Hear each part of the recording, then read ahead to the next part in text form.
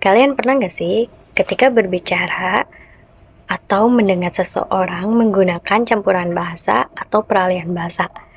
Fenomena tersebut dinamakan code mixing dan code switching. Pertama ada code mixing. Menurut Holmes 1982, code mixing atau campur bahasa merupakan fenomena penggunaan atau pencampuran bahasa atau lebih bahasa yang dapat berupa kata, frase, atau klausa dalam sebuah ujaran. Fenomena ini dapat terjadi apabila seseorang penutur memiliki sebuah bahasa dominan dan menggunakan bahasa lainnya sebagai sisipan dalam ujarannya. Contohnya seperti ini. That's so sweet. Eyang. Begitu. Ya. Nah, cuplikan dari film Habibie Ainun 3 tersebut terjadi code mixing atau campur kode ketika tokoh Pasha melakukan campur kode bahasa Inggris dengan bahasa Indonesia saat berbicara dengan Habibie.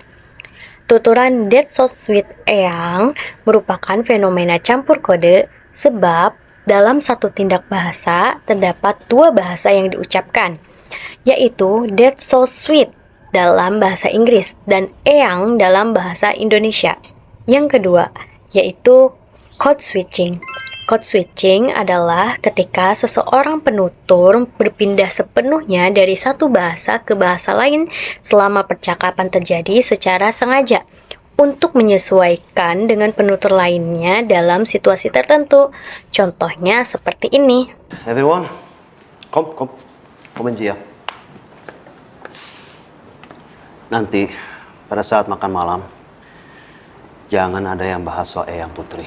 Kenapa lagi?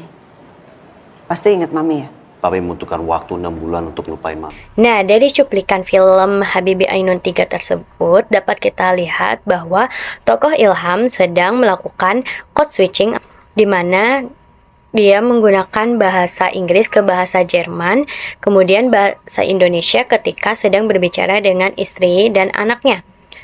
Sesuai dengan definisi alih kode, penutur menggunakan dua bahasa atau lebih dan mengubah satu kode ke kode lain.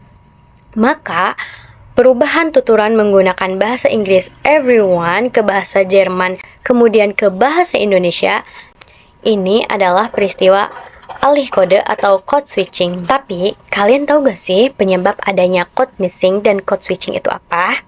Yang pertama, faktor penutur dan lawan tutur, misalnya tingkat keakraban atau latar sosial. Yang kedua, faktor situasi dan topik, seperti perubahan konteks dari akademik ke santai. Yang ketiga, faktor kebiasaan linguistik, akibat interaksi rutin dengan dua bahasa. Dan yang keempat, faktor sosial dan identitas, seperti upaya menegaskan citra diri global. Itu dia pembahasan mengenai code mixing dan code switching. Semoga bermanfaat.